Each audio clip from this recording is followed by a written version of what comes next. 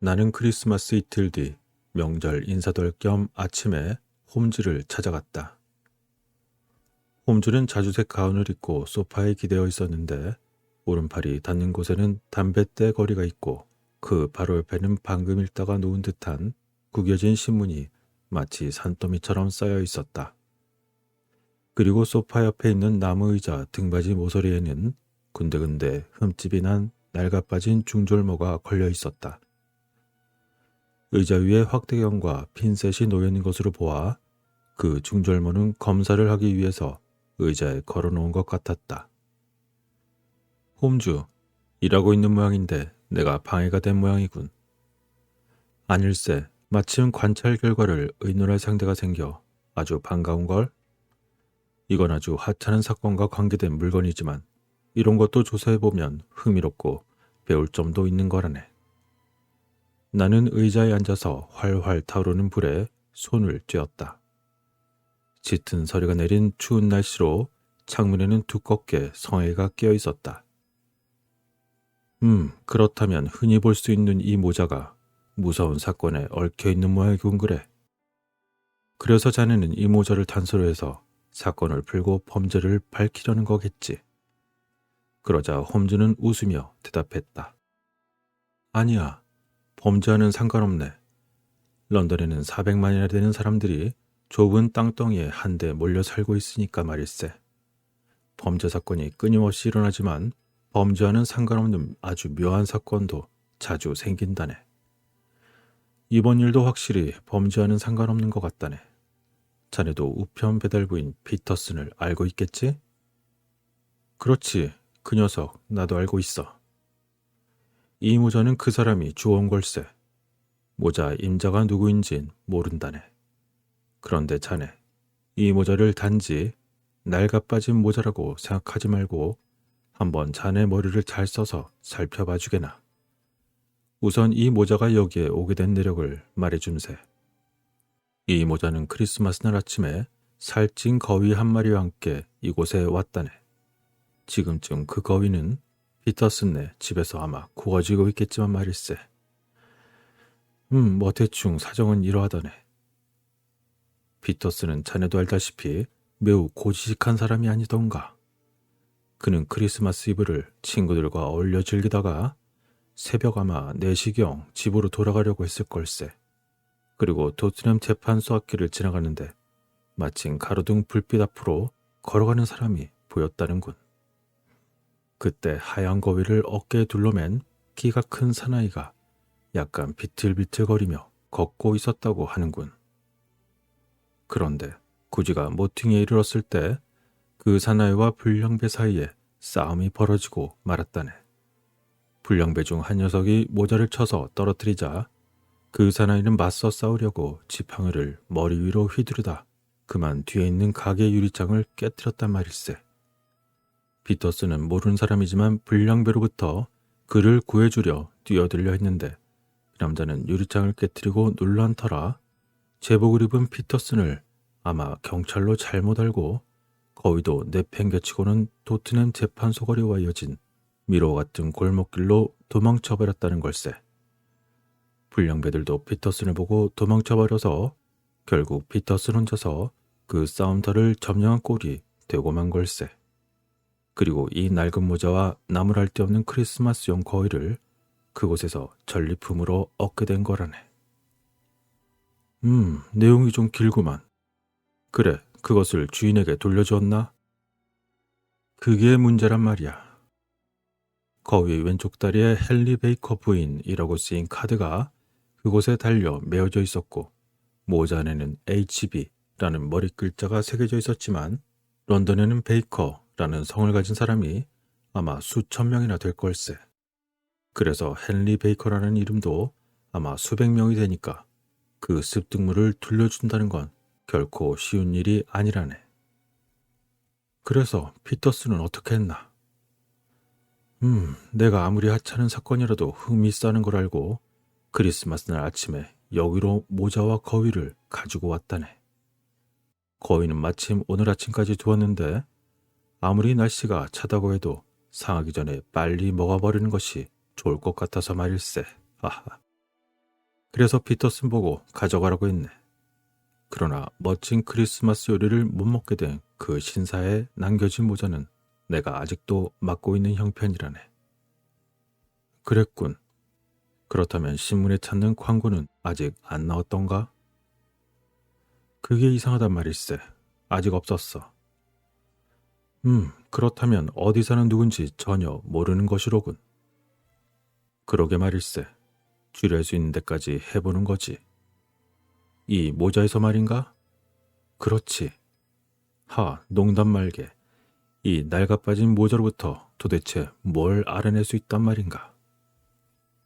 자, 여기 확대경이 있네. 내 방법을 자네는 이미 알고 있겠지. 이 모자를 썼던 남자의 특징에 관해서 자네가 추측한 바를 한번 들려주지 않겠나? 그래서 나는 낡은 모자를 손에 들고 이리저리 돌려가며 살펴보았다. 흔히 있는 둥근 모자의 검은 중절모로 오래 써서 몹시 망가져 있었다. 안감은 붉은 비단이었는데 그것도 상당히 빛이 발해어 있었다. 제조회사의 이름은 없었고 한쪽 귀퉁이에 HB라는 머리 글자만이 휘갈겨 써 있었다. 모자챙에는 부트럼에는 끈을 꿰는 구멍은 한 개 있었으나 고무줄은 붙어 있지 않았다. 여러 군데 금이 가고 몹시 먼지가 끼어 있었으며 얼룩이 져서 퇴색된 부분을 잉크칠로 감추려고 한 흔적도 보였던 것이다. 그리고 나는 모자를 홈즈에게 돌려주며 말했다. 홈즈, 나는 아무리 봐도 알 수 있는 게 없는 것 같은데. 아니, 그렇지 않아, 와트슨. 자네는 모든 걸 보았지. 단지 그 본 거를 가지고 아직 추리를 하지 않는 것뿐일세. 그렇다면 자네는 이 모자로부터 내가 보지 못한 어떤 결론을 얻어냈단 건가? 그러자 홈즈는 모자를 집어들고 한참 동안이나 바라보더니 말했다. 그래, 모자가 너무 낡아서 좀 어렵겠지만 그래도 두세 가지는 확실하게 장담할 수 있다네. 그리고 그 밖의 것도 10중 8구는 아마 들어맞으리라고 생각하네. 이 모자의 임자는 상당히 머리가 좋았고 지금은 생활이 궁핍하지만 아마 2년에서 3년 전만 해도 꽤 넉넉한 사람이었을 게야. 원래는 준비성도 있고 깔끔한 사람이었는데 지금은 정신적으로 해이해져 있는 것 같단 말이지. 아마도 그는 몰락한 뒤로 술을 자주 마신 것 같군 그래. 아내가 그를 사랑하지 않게 된 것도 아마 그 때문인 것 같군. 그렇게 홈즈가 얘기를 하자 와트슨은 홈즈, 자네 혹시 생각나는 대로 아무렇게나 말하는 건 아닌가? 그러자 홈즈는 내 항의는 들은 채도 하지 않고 말을 계속했다. 그렇지만 아직 어느 정도의 자존심은 남아있다네. 그는 아마 앉아서 일을 하며 별로 외출을 하지 않았고 운동도 전혀 하지 않은 것 같다네. 나이는 중년으로 반백이 된 머리를 며칠 전에 깎았고 라임이 섞인 크림을 바르고 있었던 것 같네. 그리고 그의 집에 가스 시설이 없는 것도 거의 확실할 걸세. 아마 이 모자로부터 알아낼 수 있는 거는 이 정도가 아닐까 하고 생각하고 있다네. 그러자 와테스는 모두 농담이겠지. 아니, 농담이라니 천만에. 자네에게 이렇게까지 말해 주었는데도 자네는 어떻게 이런 결론에 도달했는지 아직도 모르겠단 말인가? 그렇다네. 자네 생각엔 내가 우둔하다고 생각하는 건 아마 사실이겠지만 솔직히 말해서 자네 말을 조금도 이해하지 못하고 있다네. 그 사람의 머리가 좋다는 건 도대체 어떻게 추측을 한 건가? 그러자 홈즈는 대답 대신 모자를 머리 위에 올려놓았다. 그러자 모자는 이마를 완전히 가리고 코끝에 와서 닿았다. 이렇게 큰 머리를 가진 사람이라면 아마 그 속에 든 것도 상당할 걸세. 그렇다면 그자가 생활이 곤란해졌다는 건 무슨 말인가? 잘 보게, 이 모자는 3년 전에 산 거란 말일세. 챙이 넓고 끝이 말려 올라간 건 그 당시 유행이란 말이지.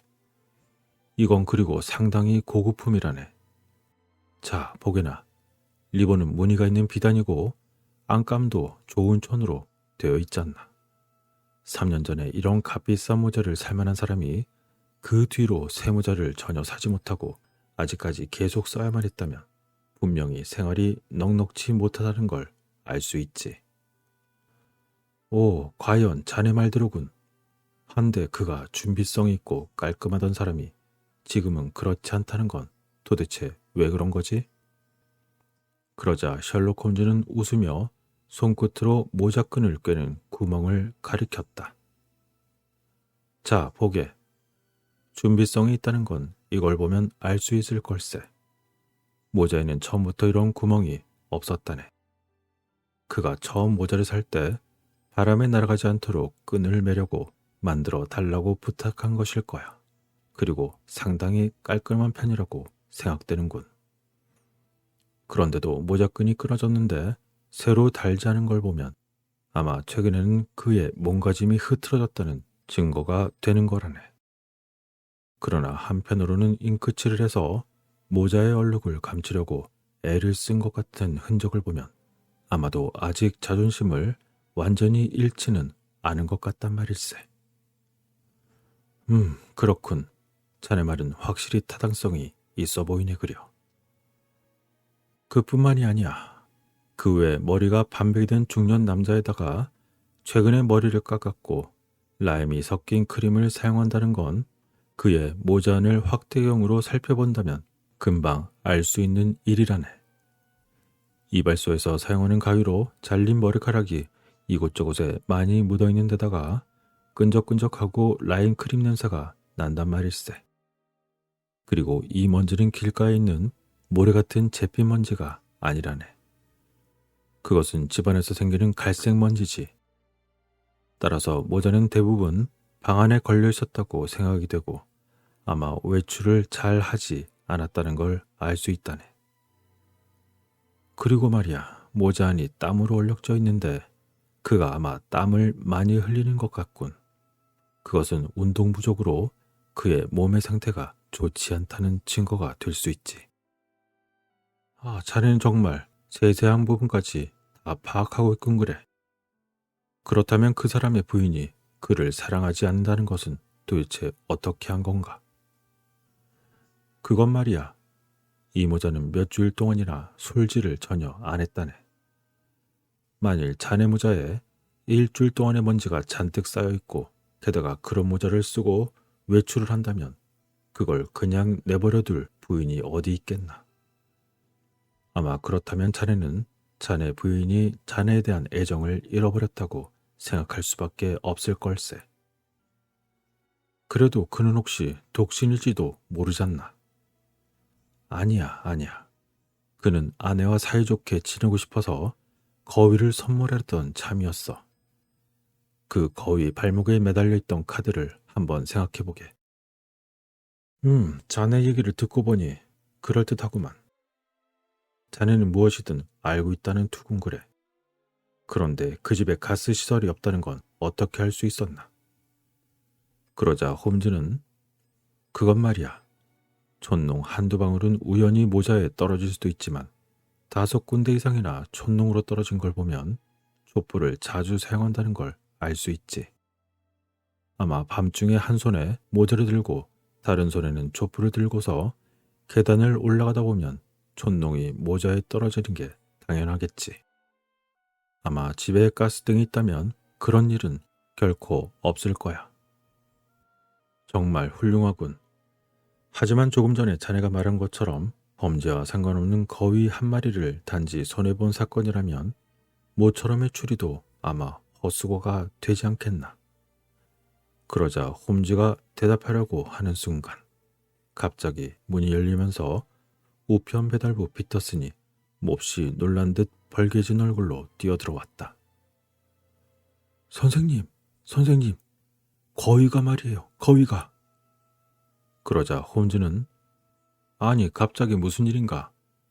거위가 설마 살아나서 복장 밖으로 날아가기라도 했다는 건가? 그렇게 홈즈는 소파에 앉은 채 몸을 돌려서 피터슨의 흥분한 얼굴을 쳐다보았다. 선생님, 이것 좀 보세요. 집사람이 거위 뱃속에서 발견한 거랍니다. 그렇게 피터슨이 내밀어 보인 그의 손바닥 한가운데에는 푸른 돌이 찬란하게 빛나고 있었던 것이었다. 콩보다 약간 작은 돌이 손바닥에 움푹 패여 그늘진 곳에서 마치 전깃불처럼 번쩍이고 있었다. 그러자 홈즈는 휙 하고 휘파람을 불면서 삐딱했던 자신의 자세를 급히 바로했다. 오, 피터슨, 정말 좋은 걸 발견했군 그래. 혹시 자네는 이게 뭔지 아는가? 물론입니다. 그건 보석 아닌가요? 유리도 척척 자를 수 있는 그런 보석 말입니다. 아니지, 아닐세. 이건 보통 물건이 아니야. 바로 그 문제의 보석이라네. 나는 홈즈의 그 말을 듣고 무의식 중에 외쳤다. 아니, 그건 혹시 모카백작 부인의 푸른 가벙클 보석이 아닌가? 그러자 홈즈는 그렇다네. 바로 그걸세. 요즘 날마다 타임즈 신문에 광고가 나서 그 크기나 모양을 똑똑히 기억하고 있지. 세상에 단 하나밖에 없는 것으로 값을 얼마나 매겨야 할지 모를 정도라네. 그리고 찾아주는 사람에게 사료로 준다는 1,000파운드는 그 보석값에 아마 20분의 1도 되지 못할 걸세. 그러자 피터슨은 의자에 덜썩 주저앉으며 우리들의 얼굴을 번갈아 쳐다보았다. 1,000파운드. 1,000파운드라니. 이런 조그만 것이 1,000파운드라니. 하고 그는 정신없는 얼굴을 하고 있었지만 매우 기쁜 듯이 외쳤다. 그렇다면 이것이 코스모폴리턴 호텔에서 없어졌다는 그 보석이 틀림없는 건가? 그래, 닷새 전 12월 22일에 없어졌다는군. 백왕공 존 호너가 백작 부인의 보석 상자에서 훔쳐냈다는 혐의를 지금 받고 있다네. 그리고 호너에게 불리한 증거까지 나와서 이 사건은 순회 재판에 회부되고 말았지. 여기 그 사건에 관한 기사가 나와 있을걸? 그렇게 홈즈는 날짜를 확인하며 신문을 뒤적거리더니 마침내 한 장을 꺼내어 반으로 접어가지고 다음과 같은 기사를 읽었다. 코스모폴리턴 호텔 보석 도난 사건. 26살인 백왕공 존 호너는 12월 22일 모카 백작 부인의 보석 상자에서 푸른 홍옥이라고 널리 알려진 보석을 훔친 혐의로 구속되었다. 호텔 사무장 제임스 라이더 씨는 다음과 같은 증언을 하였다. 벽난로에 받침대 2개가 떨어졌기 때문에 땜질을 시키려고 호너와 함께 모카 백작 부인의 방으로 갔다. 그는 잠시 동안 호너와 함께 있다가 볼 일이 생겨서 나갔다 돌아와 보니 호너는 보이지 않고 장롱이 억지로 열려 있었으며 부인이 평상시 보석을 넣어두는 모로코 가죽으로 만든 작은 상자가 텅 빈 채 화장대 위에 놓여 있었다는 것이다. 라이더 씨는 즉시 경찰에 신고를 했고 호너는 그날 저녁에 체포되었다. 그러나 호너는 보석을 갖고 있지 않았고 그의 방도 조사했으나 찾지 못했다. 라이더 씨가 도난 사실을 발견하고 당황해서 외쳐대자 그 소리를 듣고 달려간 백작 부인의 하녀 캐서린 쿠색도 당시 사건의 상황은 라이더 씨가 진술한 바와 같다고 증언했다. 또한 B구역의 브래드 스트리트 경감의 말에 의하면 호너는 체포할 때 맹렬히 정하며 무죄를 주장했다고 한다. 하지만 호너는 절도전과가 있음이 밝혀져 재판을 받게 되었다. 호너는 심리 중에 극도로 흥분해 있더니 심리가 끝나자 기절해버렸고 법정 밖으로 실려 나갔다. 홈즈는 그러한 신문을 다 읽더니 신문을 내던지고 깊이 생각하는 듯이 말했다. 문제는 도난당한 보석이 어떤 경로를 거쳐 토트넘 재판소 거리에 버려진 거위 뱃속으로 들어갔는가를 알아내는 일이라네.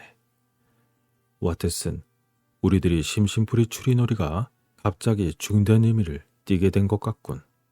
게다가 범죄와 관련이 있을 듯하고 여기 거위 뱃속에 나온 보석도 있다네. 그리고 그 거위는 아마 낡은 모자의 주인이며 아까 내가 설명했던 특징을 갖춘 헨리 베이커라는 사람이 가지고 있었던 것이네. 그러니 우선 그 남자를 찾아내어 이 사건에서 어떤 역할을 했는지 한번 확인해 봐야겠지. 먼저 제일 간단한 방법을 우선 써보기로 하세. 모든 석관 신문의 광고를 한번 내는 거지. 만일 이것이 실패하면 그때 가서 다른 방법을 취해보도록 하자고. 그러자 와트슨은 그렇다면 광고의 문구는 뭐라고 쓸 텐가? 연필과 종이 쪽지를 집어주게나. 구지가에서 거위와 검은 중절모를 주었음. 헨리 베이커 씨는 오늘 저녁 6시 반에 베이커가 221번지 비오로 오셔서 찾아가기를 바람. 뭐 이 정도면 되겠지. 그런데 그가 그 광고를 보게 될까? 아마 그는 신문을 주위에서 보고 있을 거야. 가난한 사람에게는 상당한 손실이니까 말일세. 그리고 그 당시는 불행하게도 유리창을 깨트린 데다 피터슨이 달려오는 모습을 보았으니 아마 당황해서 달아날 생각밖에는 못했을 걸세. 하지만 지금쯤은 허둥거리다 아마 거기까지 내버린 걸 후회하고 있을 게야. 게다가 이름을 신문에 낸다면 그를 아는 사람이 그에게 알려줄 수도 있으니까 말일세. 피터슨, 서둘러 광고 취급소로 가서 이걸 석간신문에 내달라고 하게나. 그러자 피터슨은 예, 그런데 어느 신문에 낼까요? 그러자 홈즈는 글로브, 스타, 벨멜, 세인트 제임스 가젯, 이브닝 뉴스 스탠다드, 에코, 그리고 그 밖에 자네가 생각나는 게 더 있으면 좋을 대로 하게나. 알겠습니다, 홈즈 씨. 그런데 이 보석은 어떻게 할까요? 아, 그건 내가 맡아두겠네. 그리고 수고하게, 피터슨. 아참, 그리고 돌아오는 길에 거위 한 마리를 사서 이곳으로 보내주게나. 지금 자네 집에서 맛있게 먹고 있는 것 대신에 준비해 놓았다가 내가 주인이 찾으러 오면 돌려줘 하니까 말일세. 그렇게 홈즈가 말하자 피터슨은 의미심장한 미소를 짓고 나갔다. 그러자 홈즈는 보석을 집어들고 햇빛에 그것을 비추어 보았다. 정말 훌륭하군. 이 번쩍이는 빛 좀 보게나. 범죄의 원인이 되는 것도 아마 당연하겠군. 이것보다 좀 더 크고 역사가 있는 보석이라면 아마 피비린내 나는 사건이 보석의 깎인 면의 수만큼 일어날 걸세. 이건 발굴된 지 아직 20년이 채 못 된 거지만 중국 남부 아모이 강변에서 채굴된 거라네. 이것이 유명해진 이유는 푸른 카본클, 즉 홍옥이라고 부르기도 하는 이런 모든 특성을 갖추기는 했지만 빛깔이 붉지 않고 푸르다는 거라네. 사람들이 홍옥이라고 말하는 건 아마 원래 붉은 보석이었지만 이 보석만이 푸른 빛을 내는 이유라는 거지. 다시 말해 이 보석은 원래 홍옥 중에서 매우 특별한 빛을 내는 보석이란 말이지. 아마 발굴된 횟수는 얼마 안 됐지만 이 보석 때문에 살인사건이 2번 발생했고 황산을 끼얹은 사건이 여러 차례 일어나고 말았지. 이 아름다운 놀이개가 사람들을 감옥이나 교세로 보내는 임무를 맡고 있다고 어느 누가 생각이나 했겠나. 자, 금고에 넣어둬야겠네. 그리고 보석을 보관하고 있다고 백작 부인에게 편지를 써서 당장 알려줘야겠네. 그러자 와트스는 그럼 호너라는 젊은이는 결백할 것 같은가? 지금으로선 그가 결백한지 어떤지 뭐라고 단정 지을 수 없다네. 그렇다면 홈즈, 헨리 베이커 쪽은 사건과 관계가 있을까? 아, 그건 말이지. 짐작컨대 헨리 베이커는 자신이 갖고 있던 거위가 승금으로 만든 거위보다 더 값나는 것이란 사실을 아마 몰랐을 게야. 범죄와는 관계가 없다고 생각되네. 광고를 보고 마침 와준다면 그 문제는 간단한 시험으로 확인할 수 있겠지. 그렇군. 그럼 그때까지 달리 우리가 할 일은 없겠군. 그렇다네. 그렇다면 홈즈, 나는 몇 군데 왕진을 지금 다녀와야겠네. 이런 복잡한 사건이 어떻게 해결되는지 꼭 알고 싶으니까 자네가 말한 시간까지는 꼭 돌아오겠네. 그러게나, 와트슨. 네, 기다리고 있겠네. 저녁 식사는 7시에 하지. 산비둘기 요리가 나올 걸세. 아, 그리고 이런 사건이 일어난 김에 허드슨 부인에게 산비둘기 위를 뒤져보라고 해야겠는걸? 하하하. 내가 베이커 거리로 돌아왔을 땐 저녁 6시 반이 좀 지나 있었다. 홈즈의 집 가까이 가니 외투를 입고 챙없는 스코틀랜드 모자를 쓴 키 큰 남자가 현관 앞에 서 있는 것이 보였다. 내가 그 사람 곁으로 다가갔을 때 마침 문이 열렸다. 우리 두 사람은 함께 홈즈의 방으로 들어갔다. 홈즈는 팔걸이 의자에서 일어서며 늘상 하듯이 쾌활하고 다정한 태도로 손님을 맞이했다. 헨리 베이커시죠? 날씨가 몹시 춥군요. 여기 불 옆에 앉으십시오. 당신의 혈색을 보니 추위에 다소 약한 것 같군요, 베이커씨. 혹시 이건 당신의 모자 아닙니까? 네, 홈즈씨, 그렇습니다. 틀림없이 저희 것입니다. 그는 체격이 크고 등이 약간 굽었으며 머리가 유난히 컸다. 뺨은 여위어 있고 흰털이 섞인 뾰족한 갈색 수염이 턱 밑에 나 있었다.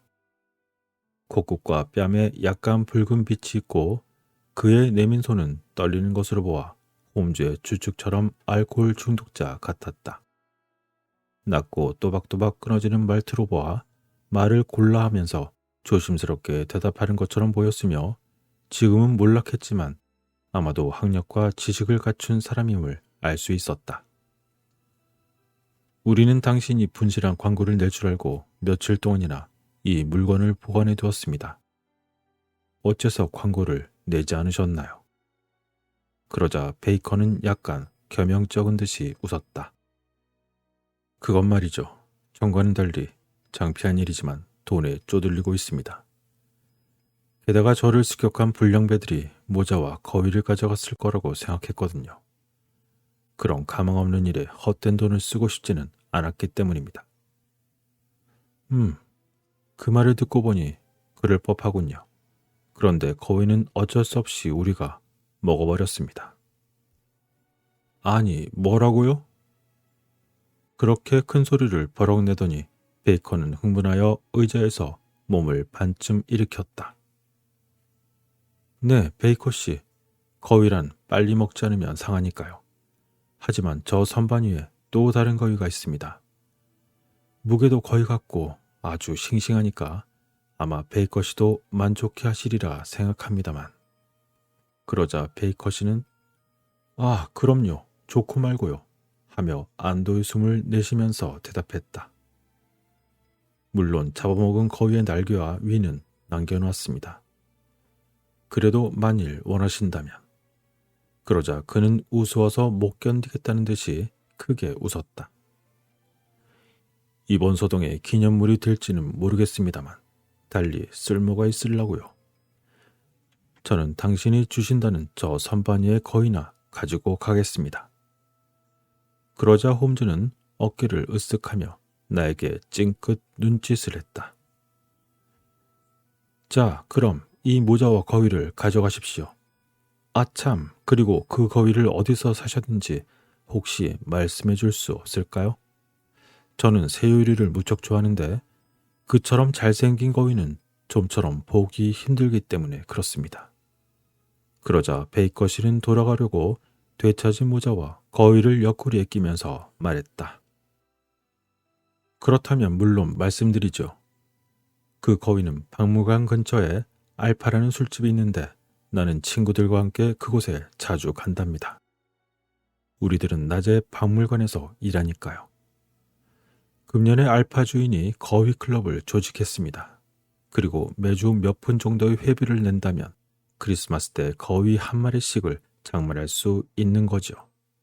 그래서 저는 꼬박꼬박 회비를 냈습니다. 그렇게 해서 거위를 겨우 마련했는데 그 뒷일은 당신도 아시다시피 그렇게 되어버리고 말았답니다. 아무튼 홈즈 씨, 정말 대단히 감사합니다. 그러자 홈즈는 손님을 배웅하고 문을 닫으며 나를 향해 말했다. 와트슨, 헨리 베이커 쪽은 이제 끝났어. 그는 사건과는 전혀 관계가 없음이 분명하네. 자네 혹시 지금 시장한가? 아니, 별로. 아직 배고프지 않군 그래. 그렇다면 우리 저녁은 밤참으로 미루고 이 열기가 식기 전에 새로 얻은 정보로 사건을 더듬어 보세나. 몹시 추운 밤이어서 우리들은 외투깃을 올려 목을 둘러쌌다.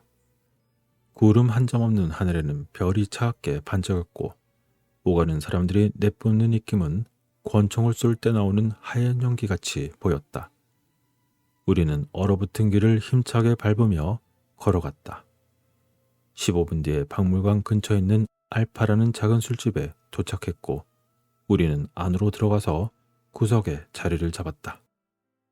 그러자 홈즈는 얼굴이 붉고 하얀 앞치마를 두른 주인에게 맥주 2잔을 주문했다. 주인장, 이 집 맥주가 당신네 거위 같다면 아주 훌륭할 텐데 말이오. 그러자 주인은 아니 거위라니요. 그렇소. 우리는 바로 30분 전에 헨리 베이커 씨한테서 그 이야기를 들었죠. 그분은 거위 클럽의 회원 아닌가요? 오, 그러세요. 그렇지만 손님, 그 거위는 우리 집 거위가 아니랍니다. 그럼 어느 가게 물건인가요?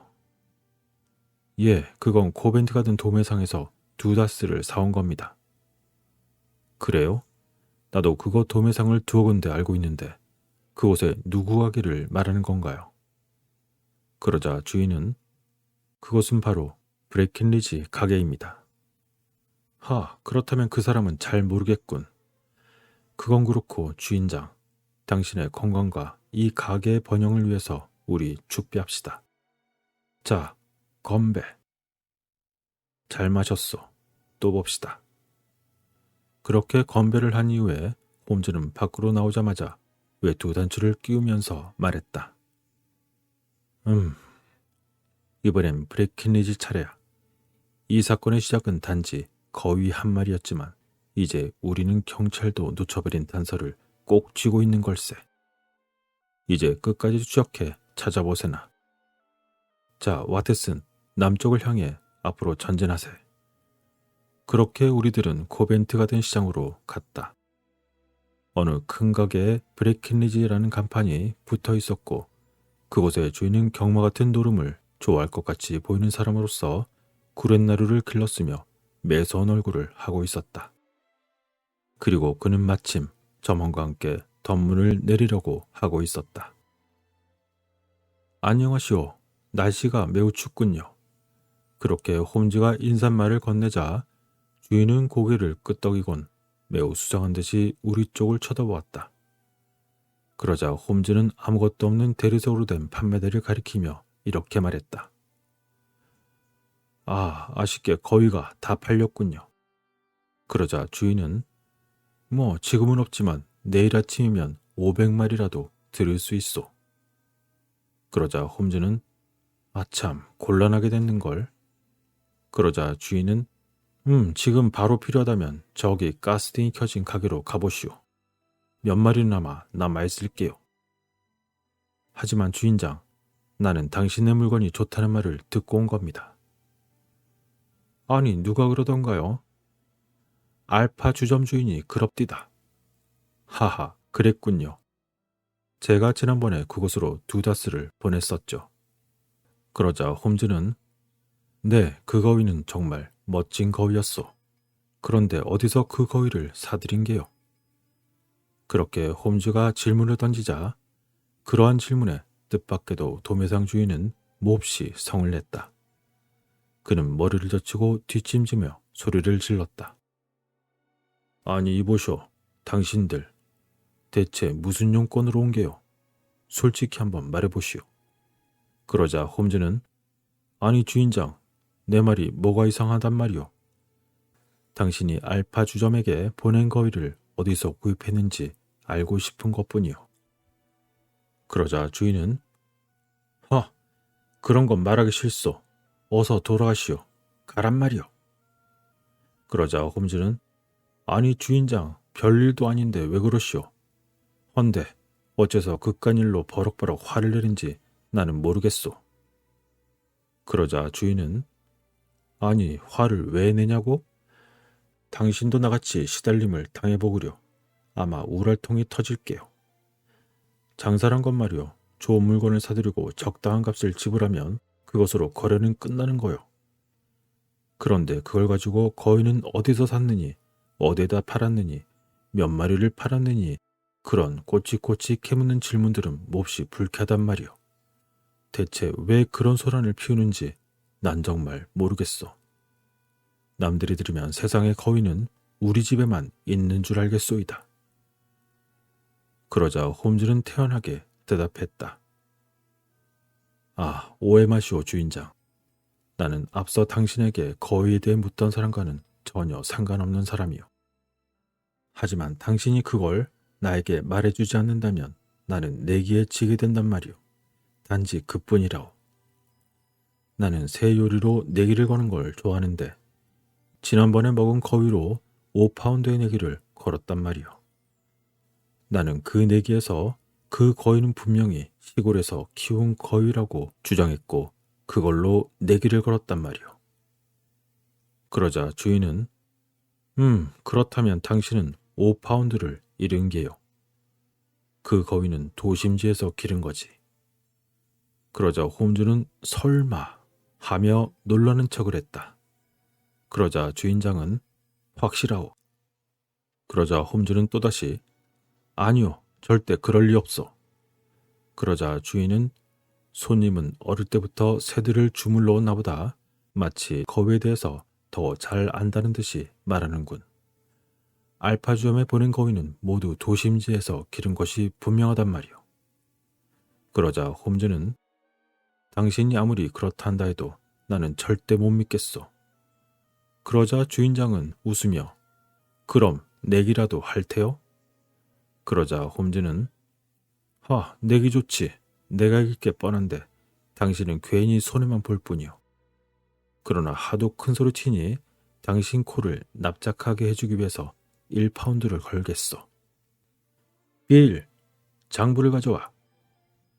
그렇게 거위 도매상 주인은 음침하게 끌끌거리며 웃었다. 어린 점원은 얇고 작은 수첩과 기름때 묻은 큰 장부를 가져와서는 등잔불 아래 놓았다. 자, 이 잘난 척하는 양반, 당신은 정말 멍청이요. 그럼 이 작은 수첩을 보시오. 이건 거래 알림표인데 이쪽에 있는 게 시골 거래처의 이름들이고 이름 옆에 있는 번호는 큰 장부 쪽에 숫자라오. 그리고 붉은 잉크로 쓴 것을 보시오. 그건 도심지에 있는 거래처의 명단이란 말이오. 그럼 그 세 번째 이름을 한번 읽어보시겠어? 그러자 홈즈는 브릭스턴로 117번지 오크숍 부인 249 하고 홈즈가 소리내어 읽었다. 됐소. 그 다음은 큰 장부의 249쪽을 한번 찾아보시오. 그러자 홈즈가 그가 시키는 대로 그쪽을 찾아서 읽었다. 여기 있군. 브릭스턴로 117번지 오크숍 부인 달걀과 가금류 도매상. 자, 그럼 그 아이래도 계속 읽어보시오. 12월 20일 거위 24마리 7실링 6펜스 알파주점의 윈디게이트 씨에게 12실링에 팔다. 아직도 할 말이 남았소? 그러자 홈즈는 몹시 분해하는 척하며 자신의 호주머니에서 1파운드를 꺼내더니 판매대 위에 내던지고는 불쾌해서 말도 하기 싫다는 듯이 자리를 돌아섰다. 그리고 그 가게에서 5에서 6미터 떨어진 곳에 있는 가로등 아래까지 가서 멈추더니 소리내지 않고 조용히 웃었다.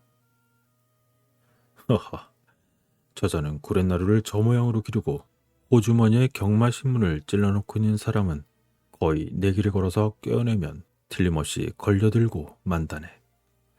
아마 100파운드를 그 사람 앞에 쌓아놔도 이처럼 완벽한 정보는 얻기 어려울 걸세. 저 사람은 내가 지는 꼴이 보고 싶어서 자기가 알고 있던 것을 죄다 떠들어댄 거야. 그건 그렇고 와트슨, 우리의 조사도 그럭저럭 끝나가는 것 같은데 이제 남은 문제는 지금 곧장 오크숍 부인을 찾아가느냐 아니면 내일로 미루느냐를 결정하는 걸세.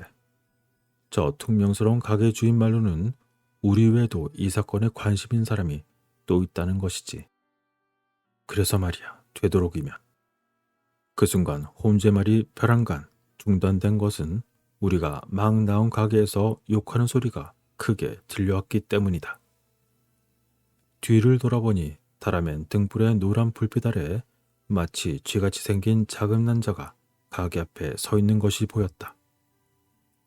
가게 주인 브레킨 리즈는 입구에 버티고 서서 자신을 향해 굽실거리는 상대방을 향해 매우 사납게 주먹을 휘두르고 있었다. 이젠 자네도 거위도 정말 진절머리가 나. 모두 지옥에 나가버려. 앞으로 또 와서 허튼 소리를 짓거려대면 그때는 개를 풀어놓을 거야. 그리고 당장 옥구숍 부인을 데려와. 그러면 대답해 줄게. 하지만 너 같은 게 그 부인과 무슨 관계가 있겠어? 내 녀석이 그 거위를 발길해도 했단 말이냐? 그러자 쥐같이 생긴 작은 남자는 그건 아닙니다. 하지만 그중 한 마리가 내 것이란 말이에요.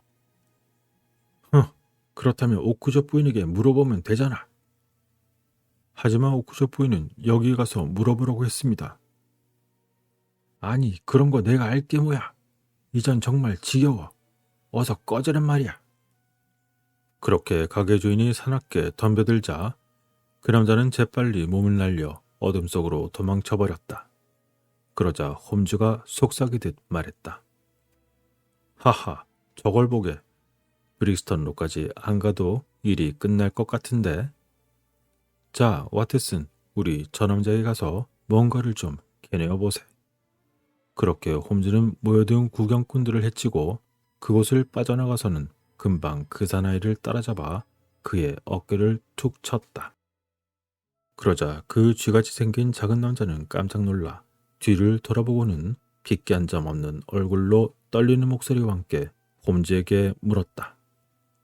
아니, 댁은 누구십니까? 저에게 왜 그러십니까? 그러자 홈즈는 부드럽게 말했다. 실례하겠소.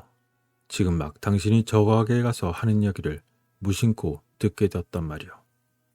경우에 따라선 내가 당신에게 도움이 될지도 모른다는 생각을 했소. 아니, 그러는 당신은 누굽니까? 대체 내 용건이 무엇인지나 알고 하는 말이오? 그러자 홈즈는 내 이름은 셜록 홈즈입니다. 아무도 모르는 일을 아는 것이 나의 직업입니다. 아니, 당신이 셜록 홈즈라고요? 그렇다면 이 일을 알고 계십니까? 그러자 홈즈는 그렇습니다. 모두 알고 있죠. 당신이 찾고 있는 건 어떤 거위의 행방이겠죠. 그것은 브리스턴로에 있는 옥구숍 부인이 브레킬레즈라는 상인에게 팔았으며 그 상인은 알파주점의 윈디게이트 씨에게 팔았습니다. 그리고 그는 거위클럽 회원인 헨리 베이커 씨에게 그 거위를 주었습니다. 그러자 사나이는 떨리는 두 손을 내밀며 크게 외쳤다. 아, 정말 홈즈 씨, 당신이야말로 제가 만나고 싶어하던 분이었습니다. 내가 이번 일로 얼마나 애를 태우는지 당신은 절대 모를 겁니다. 그러자 홈즈는 지나가는 사륜마차를 불러 그 자리에 세웠다. 그렇다면 정말 잘 됐군요. 이렇게 바람이 몰아치는 시장거리에서 이야기할 게 아니라 우리 따뜻한 방으로 장소를 옮기는 게 어떻겠어. 하지만 그 전에 당신의 이름을 말해 주시오. 그러자 그는 약간 머뭇거리더니 곁눈질을 하면서 대답했다. 존 로빈슨입니다. 아니, 가명 말고 당신의 본명을 대주시오. 나는 언제나 가명으로 일하는 걸 싫어합니다. 그렇게 홈즈가 다 알고 있다는 듯이 상냥하게 말하자 남자는 헬쑥한 모습이 되어 뺨이 잠시 붉어졌다. 네, 그렇게까지 말씀하시니 말씀드리지요. 제 본명은 제임스 라이더입니다. 그랬군요. 코스모폴리탄 호텔 사무장이시죠? 자, 여기 마차를 타세요. 당신이 알고 싶어하는 걸 모두 이야기해드리겠습니다. 그러자 그 남자는 뜻하지 않은 행운에 걸려들은 건지 아니면 자신이 불행에 빠진 건지 알 수 없어 매우 어리둥절해 있는 것 같았고 불안과 희망이 뒤섞인 눈빛으로 우리들을 번갈아 쳐다보았다. 세 사람은 마차를 타고 베이커가로 향했다. 마차를 타고 가는 동안 아무도 입을 열지 않았으나 그 작은 남자는 거친 숨을 몰아쉬며 손을 쥐었다 폈다는 것이 몹시 초조해하는 것 같았다. 우리들은 30분 뒤에 홈즈의 집에 도착했고 방으로 들어서며 홈즈가 명랑하게 말했다. 자, 드디어 돌아왔군. 이런 밤에는 따뜻한 불길이 정말이지 제일 그립다네. 무척 추울 텐데 여기 불 가까이 와서 앉으세요. 그리고 거위의 행방이 몹시 궁금하시죠?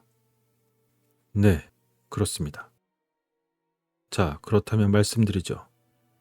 당신이 찾으시는 그 거위는 꼬리에 검은 줄무늬가 있는 흰 거위가 아니었습니까? 그러자 그는 눈이 휘둥그레지며 네, 맞습니다. 그게 어디 있는지 아십니까?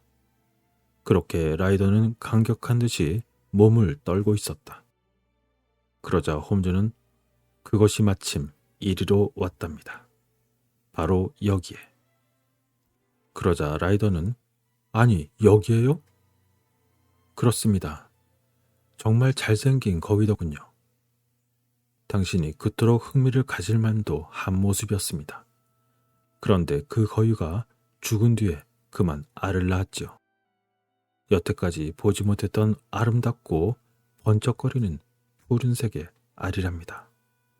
지금 나의 개인 박물관에 그것이 보관되어 있습니다. 그러자 라이더는 비틀거리며 일어나더니 오른손으로 벽난로 위에 선반을 붙들었다. 홈즈는 자신의 금고를 열고 푸른 빛을 내고 있는 홍옥을 꺼냈다. 그 보석은 차가운 빛을 내뿜으며 별같이 반짝이고 있었다. 그러자 라이더는 보석을 달라고 해야 좋을지 아니면 그만두어야 할지를 정하지 못하고 얼굴을 찡그리며 보석을 쳐다보았다. 그러자 홈즈가 조용히 말했다. 라이더 씨, 당신의 계획은 실패했소. 이제 얌전히 굴지 않으면 불 속으로 던져버리겠소. 자, 와트슨, 이분을 잠시 의자에 앉혀주게. 엄청난 죄를 저지르기엔 너무나 원기가 부족해 보인단 말이지. 그리고 여기 브랜드를 조금 주게나. 자, 됐네. 이제 조금 사람 같아졌군 그래. 정말 형편없는 친구야. 그러자 라이더는 신음소리를 내며 쓰러지려 하다가 브랜디를 마시고는 얼굴에 혈색이 돌았다. 그리고 의자에 앉아서 자신을 책망하는 홈즈를 두려운 듯이 바라보았다. 나는 사건의 줄거리를 대체로 알고 있고 증거도 모두 갖추고 있어. 그러니까 당신에게 별로 물어볼 건 없단 말이오. 하지만 몇 가지 확실히 해두는 편이 좋을 것 같아 묻겠소, 라이더 씨. 당신은 모카 백작 부인의 보석에 대해서 전부터 알고 있었어? 그러자 라이더 씨는 네, 개설인 쿠색한테서 들었습니다. 그렇게 됐군. 백작 부인의 하녀였지. 당신보다 영악한 사람이라도 큰 돈을 쉽게 벌려고 할 땐, 그리고 그런 나쁜 짓을 할 때는 분명 당황을 하게 된다오. 하물며 당신 같은 겁쟁이가 그런 짓을 했으니 일이 실패하는 건 당연하지. 그리고 당신은 정말이지 허점이 많았어. 하지만 그럼에도 당신은 악당이 될 소질도 꽤 있더군. 당신은 백왕공 호노가 절도 전과자이니까 무슨 혐의든 받기 쉽다는 걸 알곤 개설인 구색과 짜고서 계획을 세웠을 거요.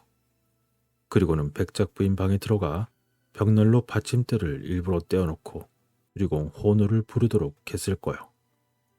그리고 호노가 벽난로 소리를 끝내고 들어간 뒤에 보석 상자에서 푸른 홍옥을 훔친 뒤 창을 뒤진 것처럼 꾸며놓곤 호텔의 경보를 울려서 마치 도난 사건을 알린 듯이 사람들에게 일을 꾸민 거였어. 물론 그 혐의는 당신이 계획한 대로 호노에게 돌아갔죠. 그러자 라이더는 갑자기 양탄자 위에 무릎을 꿇고 앉더니 홈즈의 다리를 붙들고 사정했다. 홈즈 씨, 제발 살려주세요. 제 부모를 생각해 주십시오. 그들은 매우 낙담하실 겁니다. 지금까지 결코 저는 나쁜 짓을 하며 살지 않았습니다. 하지만 다시는 이런 일이 있지 않도록 하겠습니다. 정말 맹세합니다. 맹세해요. 성서에 걸고 맹세하겠어요. 정말 홈즈 씨 부탁입니다. 경찰에 넘기지 말아주세요. 제발 부탁드립니다. 그렇게 그는 처절하리만큼 홈즈에게 매달리며 사정했다. 그러자 홈즈는 엄하게 말했다. 의자에 앉으시오. 니께나마 당신이 죄를 뉘우치는 건 좋습니다. 하지만 저지르지도 않은 죄 때문에 가엾게도 법정으로 끌려간 호너를 생각하지 않을 수 없어. 그러자 저는 멀리 도망가겠습니다. 당장이라도 이 나라를 떠나겠습니다. 그렇게 되면 호너의 혐의는 풀리겠지요. 그러자 홈즈는 그 이야기는 좀 미뤄둡시다. 그보다 먼저 보석을 훔쳐낸 다음 무엇을 했는가를 내게 말해주시오. 그리고 어떻게 해서 그 보석이 거위 뱃속에 들어갔으며 그 거위가 어떤 경로를 통해 시장에 팔려나왔는가를 모두 말하시오. 그리고 도움을 받고 싶다면 솔직하게 전부 말하는 게 좋을게요. 그러자 라이더는 바싹 마른 입술을 핥으면서 말했다. 네, 홈즈 씨. 정말 아는 대로, 제가 아는 대로 모든 것을 솔직하게 바른 대로 말씀드리겠습니다. 당시 호너가 체포되자 언제 경찰이 내 몸과 방을 조사할지 몰라 얼른 보석을 숨기는 게 좋겠다고 생각했습니다. 호텔에는 안전하게 숨길 만한 장소가 없었지요. 그래서 볼일을 보러 나가는 체하고 저는 호텔을 빠져나와 누님 댁으로 갔습니다. 누님은 오구쇼디라는 사람과 결혼해서 브릭스턴로에서 가금류를 길러 시장에 내다 팔고 있습니다. 그렇게 누님 집으로 가는 도중에 길에서 마주친 사람은 모두 경찰이나 형사로 보이더군요.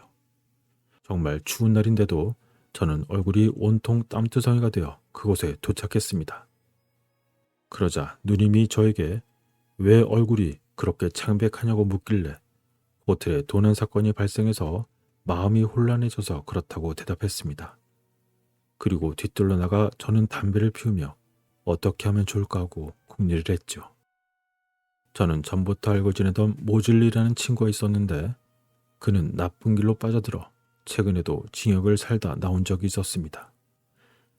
나는 그 녀석의 약점을 쥐고 있는 터라 안심하고 모즐리에게 가서 모든 걸 털어놓고 의논을 하리라 마음먹었습니다. 아마 모즐리라면 그 보석을 돈으로 바꾸는 방법도 잘 알고 있을 테니까요. 하지만 어떻게 하면 무사히 그에게로 갈 수 있는가가 문제였습니다. 저는 누님 집에 올 때 겪었던 그런 무서움 때문에 몹시 두려웠습니다. 언제 어떻게 붙잡혀서 제가 몸수색을 당할지도 모르는 일이고 그렇게 되면 조끼 주머니에 있는 보석이 경찰에게 발각될 게 뻔했으니까요. 그래서 저는 담에 기대어 그런 생각을 하고 있었는데 그때 발 언저리를 뒤뚱뒤뚱 걷고 있는 거위를 보게 되었습니다. 그러자 문득 어떤 형사라도 감쪽같이 속여 넘길 수 있는 명언이 떠올랐던 것입니다. 얼마 전에 누님이 크리스마스 선물로 가장 좋은 거위를 한 마리 주겠다고 약속했죠. 그래서 나는 지금 거위를 달라고 해선 그 거위에게 보석을 먹여 모즐리에게 가져가면 안전하다고 생각했습니다. 그래서 나는 턱관 뒤쪽으로 가 희고 꼬리에 검은 줄 있는 살찐 놈을 붙잡아서 억지로 주둥이를 벌리곤 그 보석을 손가락으로 목구멍 깊숙이 밀어넣었습니다. 그렇게 거위가 보석을 꿀꺽 삼키자 보석은 식도를 지나서 위로 내려가는 것을 손으로 만져보고 확인하게 되었습니다. 그런데 거위가 놀라 버둥거렸기 때문에 누님이 무슨 일이 생긴 줄 알고 뒤뜰로 달려왔습니다. 바로 그때 제가 누님에게 말을 하려고 뒤돌아보는 사이에 그 거위는 그만 도망쳐서 다른 거위들과 섞여버리고 말았지요. 그러자 누님은 소리쳤습니다. 아니 도대체 무슨 짓을 한 게냐 제임스. 아 누님 지난번 크리스마스 선물로 제게 한 마리 주신다고 했지 않습니까?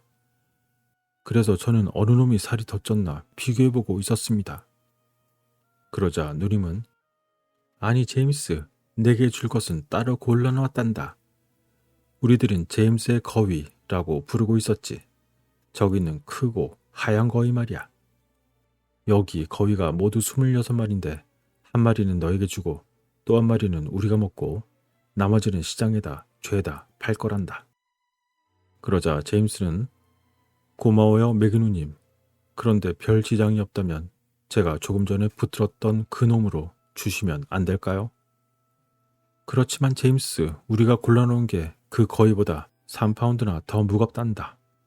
너에게 주려고 특별히 길렀으니까 말이야. 그러자 제임스는 상관없습니다 누님. 제가 고른 걸 가져가고 싶어요. 혹시 지금 가져가도 되나요? 그러자 매기 누님은 뭐 그렇다면 마음대로 하렴. 내가 고른 건 어떤 거냐? 예, 저기 한가운데 있는 희고 꼬리가 검은 줄무늬가 있는 그 놈이에요. 그러자 누님은 그래? 좋아. 지금 죽여서 갖고 가려무나. 그렇게 일이 잘 되어 나는 그 거위를 죽여 모질리에게 가지고 갔습니다. 그리고는 모든 사정을 그에게 털어놓았죠. 그 녀석은 그런 일을 의논하기에 아주 적당한 상대였으니까요. 그렇게 모든 걸 털어놓자 모질리는 숨이 넘어갈 정도로 크게 웃어대더니 칼로 거위배를 즉시 갈랐습니다. 그런데 말입니다. 거위 뱃속을 보니까 보석은커녕 그 비슷한 것도 없었습니다. 그러자 저는 온몸에 힘이 쭉 빠지더군요. 뭔가 엄청난 실수를 저지른 게 틀림없는 것만 같았습니다. 그래서 나는 거위를 그대로 둔 채 누님 집으로 달려가선 곧바로 뒤뜰로 갔습니다. 하지만 이미 거위는 한 마리도 보이지 않는 거였어요. 누님, 여기 있던 거위는 모두 어디 갔어요? 그러자 누님은 아니 왜 그러니? 이미 도매상으로 다 넘겼는데? 아니 어느 도매상으로요? 고벤트 가든의 브레킨리지에게 말이야. 저 누님 혹시 팔려간 것 중에 꼬리에 검은 줄무늬가 있는 게 또 있었나요? 제가 가져간 것과 닮은 것 말이에요. 그러고 보니 있었지. 꼬리에 검은 줄무늬가 있는 건 2마리였어. 하지만 너무 똑같아서 나도 분간하기 어려웠단다. 그러니까 다시 말해 거위가 바뀌었던 것입니다. 나는 있는 힘을 다해 브리켄리지 가게로 달려갔습니다. 하지만 이 거위는 다 팔려버렸고 또 어디다 팔았는지 아무리 물어도 말해주지 않는 거였습니다. 나는 정말 미칠 것만 같았습니다. 그토록 탐나던 보석도 내 손에서 빠져나갔고 게다가 이제는 도둑놈이 되어버렸으니 하나님 맙소사. 오 하나님. 그렇게 라이더는 양손으로 자신의 얼굴을 가리며 울음을 터뜨리고 말았다. 그리고 오랫동안 침묵이 계속되었다. 라이더의 거친 숨소리와 홈즈가 손끝으로 테이블을 톡톡 두드리는 소리만 들릴 뿐이었다. 그리고 한참 뒤에 홈즈가 벌떡 일어서더니 방문을 활짝 열며 말했다. 나가시오. 예? 예. 정말 고맙습니다, 홈즈씨. 꾸물거리지 말고 빨리. 그 이상 아무 말도 필요 없었다. 라이더는 밖으로 뛰어나갔고 계단을 내려가는 소리, 현관문이 탕 닫히는 소리, 얼어붙은 거리를 달리는 발소리가 들렸을 뿐이었다. 도자기로 된 담뱃대를 집으려고 발을 뻗치면서 홈즈가 말했다. 와트슨, 나는 경찰의 결함을 보충하기 위해서 일하는 건 아닐세. 라이더는 더 이상 법정에서 호노에게 불리한 증언을 하지 못할 때니까 말이야. 호노는 유죄 판결을 받지 않을 걸세. 그리고 사건은 흐지부지 되어 버릴 테지. 그리고 내가 범인을 놓아준 셈이 되고 말았지만 이것으로 한 영혼이 구제받았다고 생각해야겠지. 라이더는 두 번 다시 나쁜 짓은 하지 못할 거야. 몹시 후회하고 있으니까 말일세. 지은 그를 감옥으로 보낸다면 아마 상수범이 되어버리겠지. 게다가 지금은 크리스마스가 아닌가. 바로 관용을 베푸는 계절이라네. 대수롭지 않은 일이 매우 색다른 사건으로 발전했지만 이제 해결이 되었으니 그것으로 만족한다네. 달리 보상은 필요 없어. 자, 와트슨, 미안하지만 배를 울려주게나. 이제 우리 저녁 식사를 하세. 거의는 아니지만 산비둘기 요리가 나올 걸세. 하하하. 그렇게 홈즈와 나의 크리스마스 저녁은 용서와 함께 점점 깊어만 갔다.